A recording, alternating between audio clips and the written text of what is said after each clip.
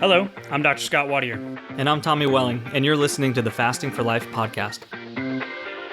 This podcast is about using fasting as a tool to regain your health, achieve ultimate wellness, and live the life you truly deserve.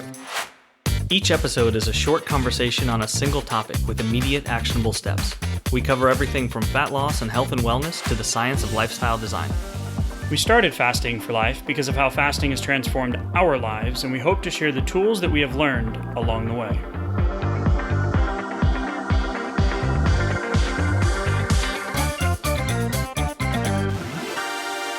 Hey everyone, welcome to the Fasting for Life podcast. My name is Dr. Scott Wadier, and I'm here, as always, I'm a good friend and colleague, Tommy Welling. Good afternoon to you, sir. Hey, Scott, how are you?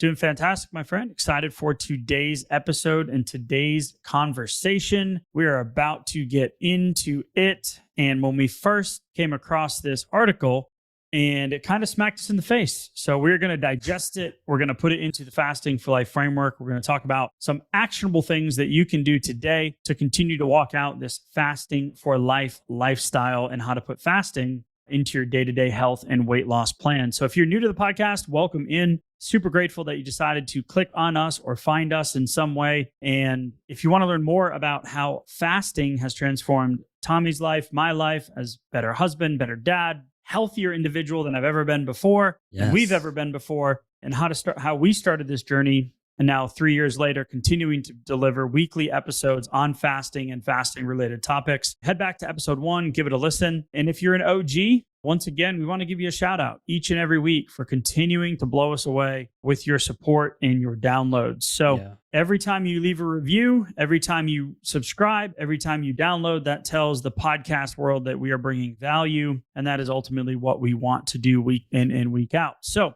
Tommy, today's article is low carbohydrate intake correlates with trends of insulin resistance and metabolic acidosis in healthy, lean individuals.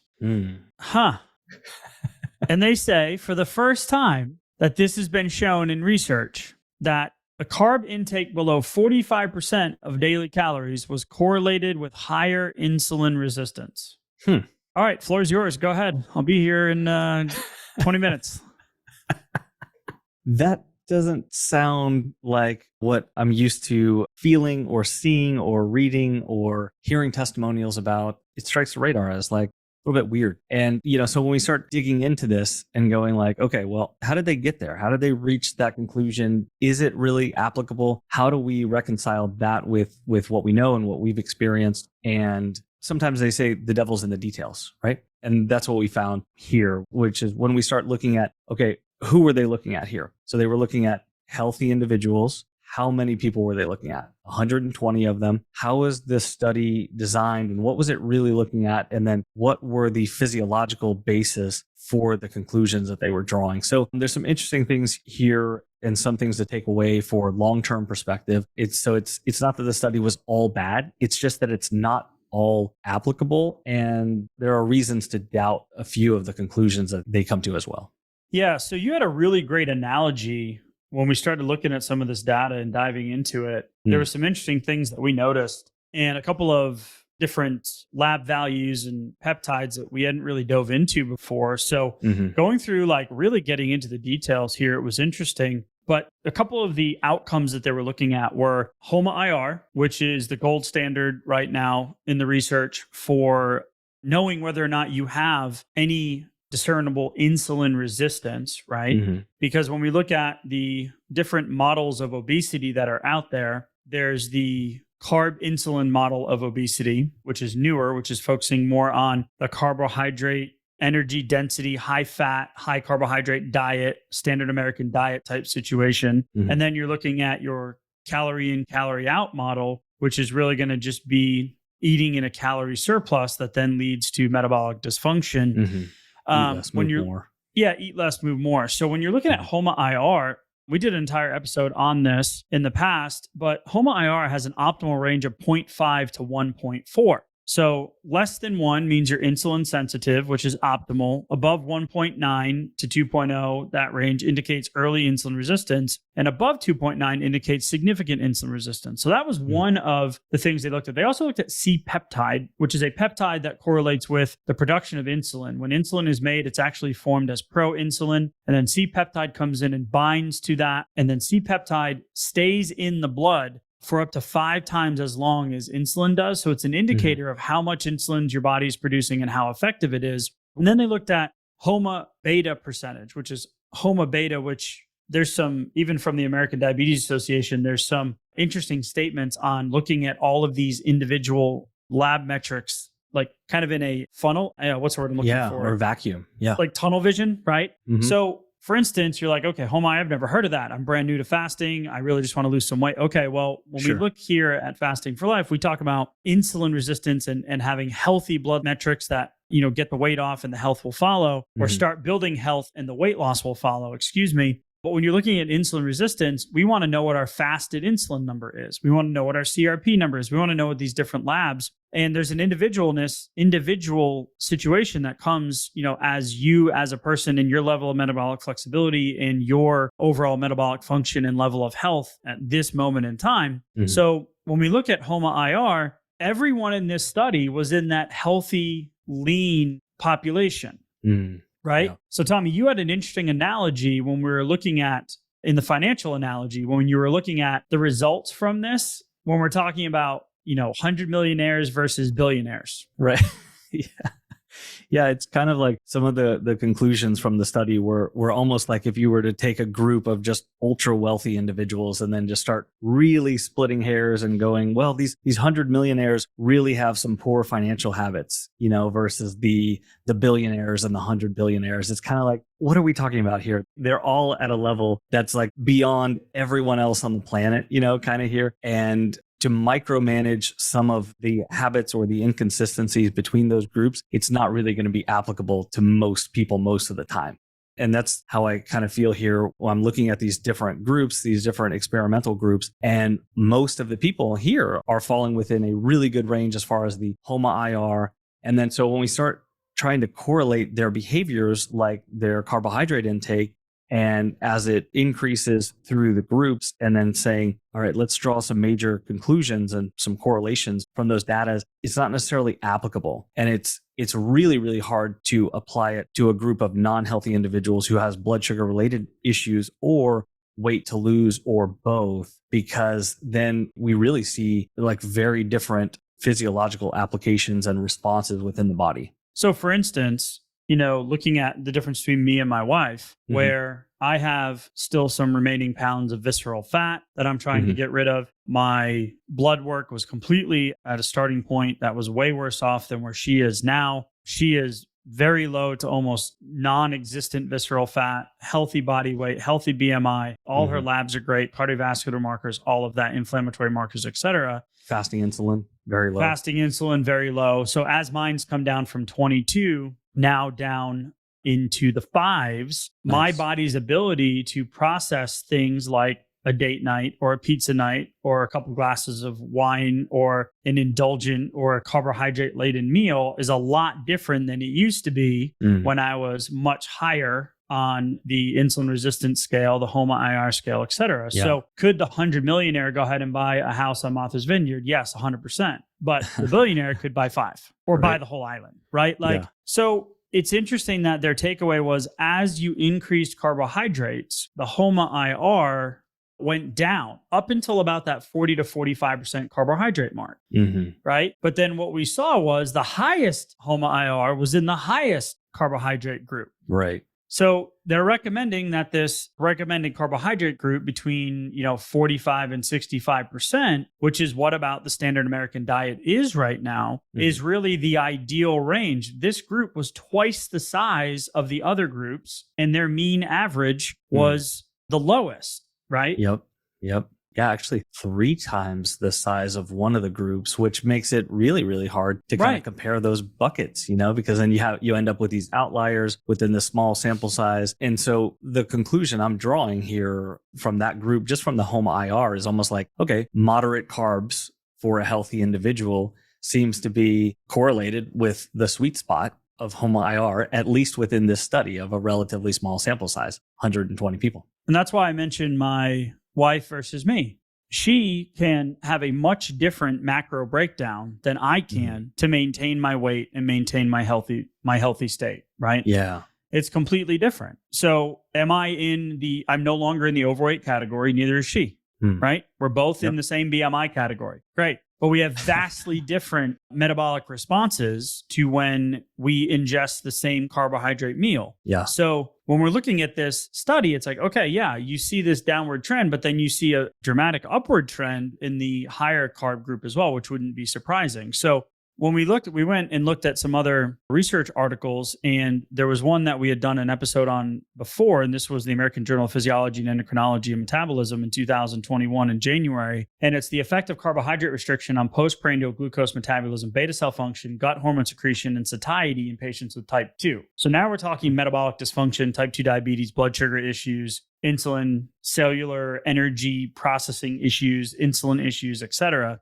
They actually stated that a CRHP diet, where they're looking at carbohydrate reduced high protein diet compared to a conventional diabetes diet, reduced those glucose elevations, that they call them excursions, but those swings, and improved beta cell function, including pro-insulin processing and increased subjective satiety. So why am I bringing up this now? Well, because in the population that needs it the most, reducing carbohydrates has been shown to be an effective strategy. Right. Yeah. So this study in healthy individuals mentioned that HOMA beta percentage got worse throughout. The lower carbohydrate was worse off, right? Yes. And then the C-peptide numbers as well.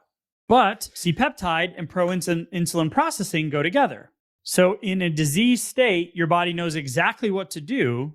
It will have decreased numbers as you go through using low carb as a therapeutic treatment of, or a therapeutic application of, just like keto diet, doing a 90 to 120 day cycle of keto has been very effective in reducing A1Cs, fasting insulin, and other metrics associated with type 2 diabetes. So we have this healthy population over here that seems to have found their sweet spot, much like my wife, living in this 45 to 50%. And we're not talking refined processed carbohydrates, right? We're talking healthy forms of carbs. Yeah. Mostly whole foods. Yeah. Enjoy your pack of Skittles at the movie theater. It's fine. As a healthy individual, it's not going to be a big deal. Yeah. As someone that's having type 2 diabetes, that blood sugar spike might take 2 days for your blood sugar numbers to come back down. And don't break your fast with them either, you know? It's Right. not going to be a good idea. It's not going to reconcile very well.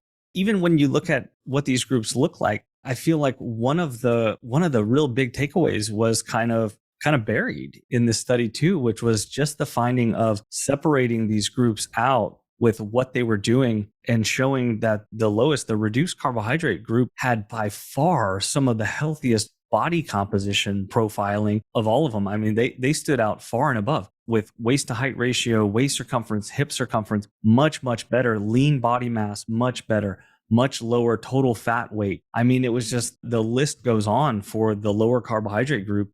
They just had a healthy profile, a much healthier profile overall. So even when the trends were showing, okay, maybe moderate is better over here, again, I feel like we're kind of splitting hairs between the 100 millionaires and the billionaires, going like, where I see the group that's shining here is the group that was carbohydrates less than 50%. They are by far like the shining example for body composition in this study. And that's one of the reasons why if you want to get some more insight into how we kind of look at this stuff, you can head to the show notes and grab the blueprint to fasting for fat loss. Because what I want to mention right now is that study that we mentioned that was, the carbohydrate restricted protein focused, they were 30% carb. We saw a sweet spot in this article around that 40 to 45%, although again, all being well within a healthy range. And then our recommendation when you start fasting, to make fasting easier, because the number one error we see with fasting is that you don't make intentional food choices when you start fasting. You've had this habit, let's say, of roller coaster diet mentality, on, off type, black, white, good food, bad food type mindset, and still walking out that journey personally as we speak. Of course. Undoing some of that It doesn't stuff. stop. It doesn't stop. No, it's a marathon, right? It's not a sprint, right? My wife ran a marathon. She still had to walk to the car I didn't like, Right. she still took steps after that. I'm right? never touching the ground again. Right. It's like, okay, no, that doesn't make any sense. Right. So Yeah. walking that out, when you come into fasting, a couple of the things you can do to optimize is one is to make intentional food choices when you break your fast, because that's going to focus on stimulating some of the hormones that are going to allow you to increase your insulin sensitivity. Every time you break your fast, you stimulate GLP-1, which is going to help to reverse the insulin resistance and increase your insulin sensitivity if you're making good intentional food choices. Right. And so the other thing is we tend to decrease the carbohydrates and say start off with a 20% carb. So you're not overly restricting and omitting and painting yourself into a binge corner, right? You still get to eat. We recommend non-refined, unprocessed carbohydrates. And it also gives you the biggest advantage when it comes to hunger. So less carbohydrates, less sugary, processed, refined stuff. You're going to have less cravings, which makes consistent fasting easier, which then allows you to see the scale move faster, which then motivates you to keep going rather than starting a new 9-12 week plan. And in the first 3 weeks, you're just having to walk yourself off the ledge because the scale's either gone up or it ain't moved. Right. While you've changed everything or like restricted everything that you can possibly think of. Right. Yeah. I love that because when we embark on, using fasting, maybe it's to lose 5 or 10 pounds, or maybe it's 110 pounds. Either way, we're going to also need to internalize the fact that, hey, maybe some of these fasting skills aren't just going to be another diet, right? Like that's a big part of it is, okay, maybe I have this weight goal. Most of us do, or a lot of us do a lot of the time. But part of the trouble with that is if we're looking at this as a sprint rather than a marathon, then it can feel like, hey, I used fasting to get me to that end goal. Now I don't need fasting anymore. Okay, so the trouble with that is the same as if I restricted my carbohydrates or I overly restricted them. Once I get to that goal weight, then now I still feel like it's still like a diet mentality. Okay, I don't need to restrict carbohydrates anymore. And then I kind of go back to the other side of the equation, which can be bad physiologically speaking. Also habits, calorie intake, and then just hormonally speaking, I can see the weight kind of come back on the scale, and it can happen very quickly too before I even plan for it or noticed, right? Yeah, and this is why we talk about beginning with the end in mind too. Like body composition should be a thought when you start a weight loss journey, right? 100%. And we've talked about Ozempics and weight loss drugs, diabetic drugs that are now being used for weight loss, et cetera, and the fact that you lose more muscle mass than you do fat mass when you lose weight. Right. And as long as you're making lifestyle changes with those, then maybe that's a solution for you. But I don't know of a lot of people that we've heard so far that have had these conversations where that's even addressed. So when we're talking about a healthy, functioning individual with that increasing longevity, metabolic flexibility, et cetera, an interesting takeaway from this article, you mentioned it earlier, was that lean body mass was considerably higher in the low carb group. Yet they, again, we already kind of framed this as the millionaire billionaire thing, worse insulin sensitivity. And then they even cite often increased lean mass is associated with improved insulin resistance. So there was an article out of the Diabetes Metabolism Journal that's referenced that says importance of lean muscle maintenance to improve insulin resistance by body weight reduction in female patients with obesity. So again, the population of obesity we're looking at. But this study looked at the HOMA beta percentage, right? Which is the effectiveness of the beta cells to produce insulin. Yeah, at least in theory.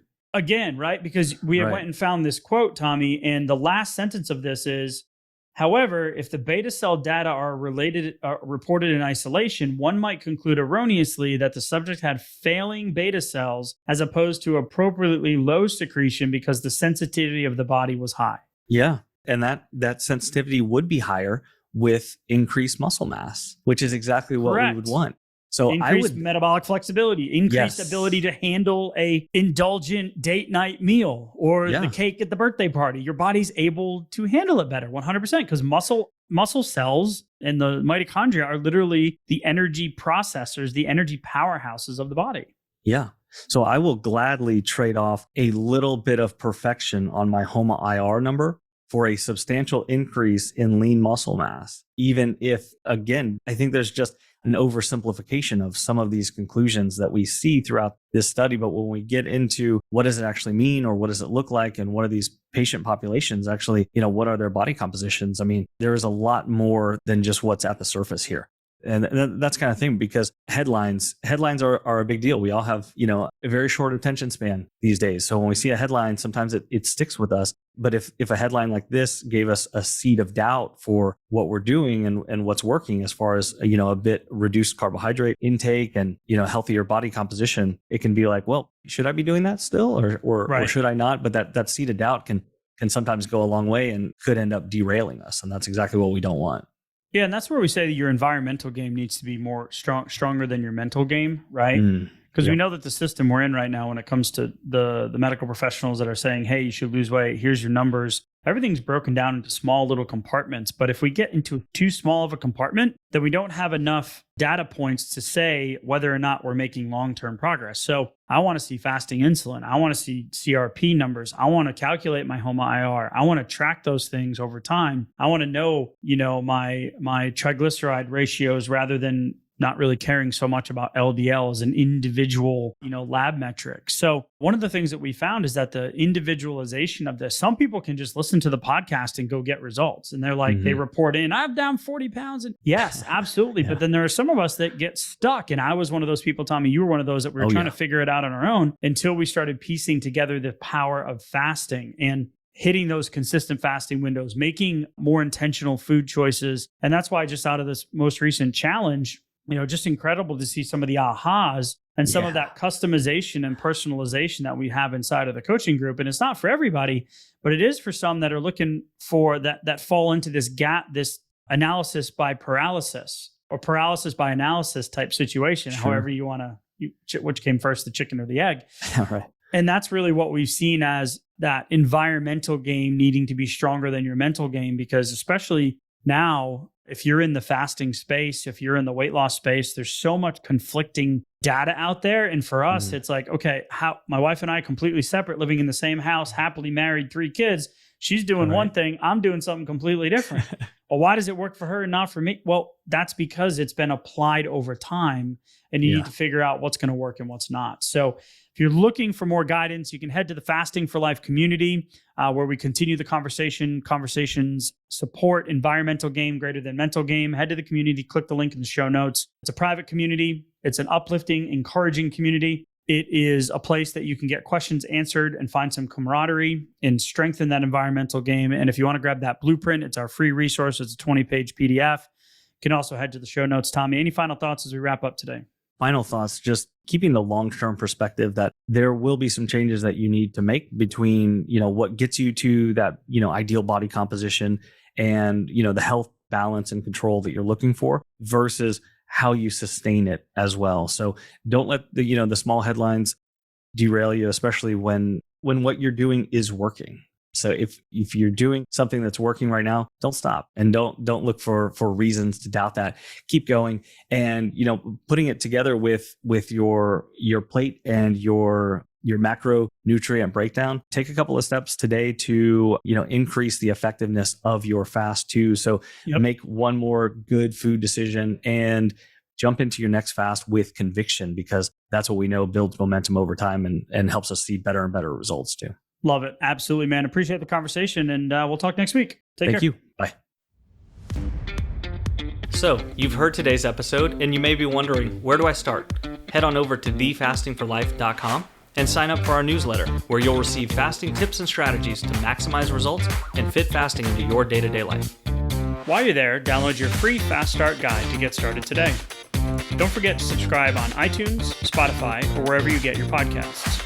Make sure to leave us a 5-star review, and we'll be back next week with another episode of Fasting for Life.